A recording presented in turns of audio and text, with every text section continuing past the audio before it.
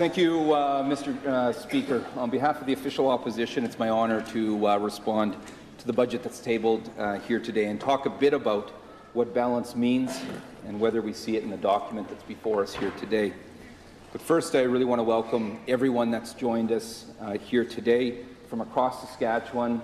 This assembly is filled with leaders that build our province, with community leaders from every corner, from all facets of our province, business leaders, municipal leaders, Indigenous leaders, leaders in education and healthcare, labour leaders, working men and women, so many good friends, family also, hey, Mom and Dad.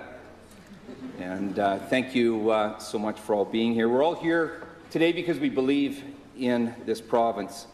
We believe in each other, and we want to build a better future for our children right here in Saskatchewan.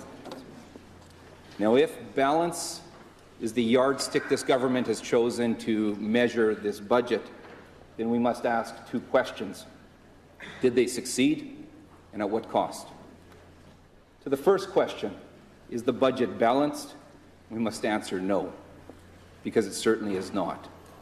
There's no balance when provincial debt will grow by $1.8 billion in this year alone.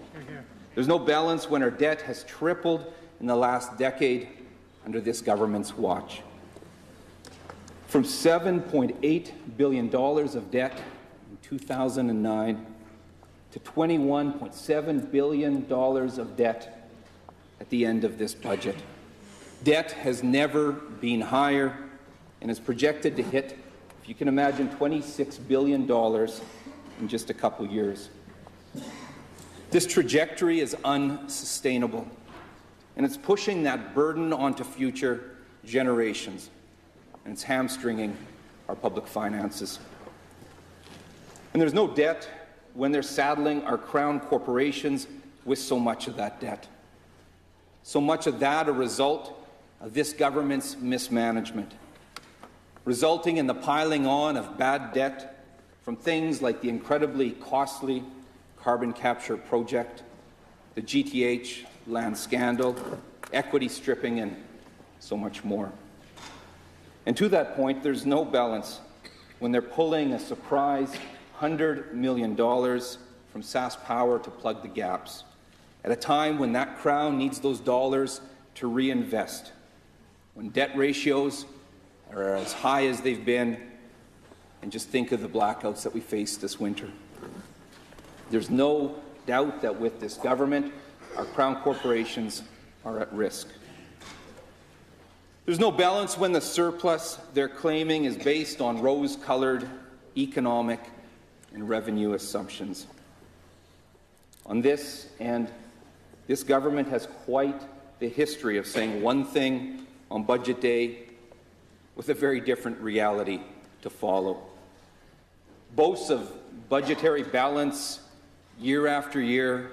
I've been around this assembly a few years, I've watched it a few times, only to result in big-time deficits, including for some of the best years of revenue within this province's history. But to the second question, what's the cost of this narrow pursuit of balance? The budget before us is a document without hope or vision. It's an accumulation of band-aids intended to cover over cuts and choices that have hurt our province and people. There's nothing here for working families, paying more and earning less, and more concerned with balancing their own families' budgets than the province's. There's nothing here for children or for young people, nothing here for those that have faced job loss or are at risk of job loss and worried about that each and every night. Nothing for the North, nothing for First Nations and Métis people within this province. We see increased spending on illness, poverty, and crime, which are consequences of past cuts, choices, and a struggling economy. And we see, remarkably, after the alarm that's been raised about the slow-moving crisis in our schools, a damaging failure to invest meaningfully in our future. Past cuts and choices have hurt Saskatchewan students, young people, seniors and families, and weakened our economy. And this budget does nothing to repair that. I'd like to speak specifically to education, because what we see in this budget underlines so clearly the problem. This is a government that's all about today, leaving nothing for tomorrow but growing debt and its burden, and students and families without the supports and services they deserve. After pulling out the allocated dollars for the teachers' settlement, this budget offers up a fraction of what's needed in classrooms across Saskatchewan. $14.5 million is the total sum for the increase on the operating side for school boards at a time when our classrooms are at a breaking point. This is inexcusable and it's damaging. Classrooms have been strained for many years under this government, not getting the resources that they needed, neglected during the boom, and then in the devastating budget of 2017, they were hit with cuts of $54 million. Since then, schools have grown by 7,000 students, and teachers are dealing with overcrowded classrooms, cuts, tight resources, complex needs, while students are left without the supports and services they deserve and that they need. Time and time again, this government has failed students and classrooms, while also disrespecting and disregarding crucial partners in education, our teachers, our boards, and of course, parents. Sadly, this budget goes no distance to repairing that damage, and it leaves students without the supports that they need. And this is after the minister seemed to show interest and said some of the right things, raising hopes, including mine, that at least some of the damage might be undone. That makes this budget a real disappointment for students in our classrooms.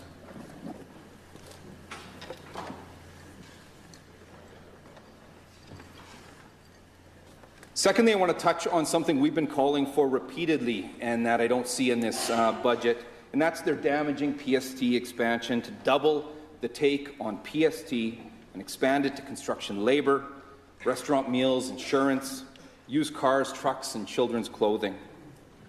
The economy is struggling and people are hurting because of this failure to walk back their PST expansion and increase. The economy has been weakened by the choices of this government over a number of years, squandering a historic opportunity with record revenues, and through that period of time, failing to save a dime, draining the rainy day fund, and piling on debt. And when they saw a slowing economy, instead of aiding our recovery, they slammed on the brakes and slapped the PST onto construction labour. This has left our economy weakened and people vulnerable. Let's take recent retail sales, an important measure within the economy, an important measure as well within the well-being of household financial positions across the province. It's been flat, 1.5% over 5 years. That's despite a growing population. That's terrible per capita. Nominal GDP completely flat over a 5-year period. And the damage caused by the PST is clear. Since just 4 years ago, the average household is now paying $778 more in PST, a 70% increase over just 4 years because of the unfair tax hike of that government. This has put many families in a whole lot of financial hurt, and it's directly reflected in the retail sales numbers and our economy. And of course, the PST on construction has hit our economy hard.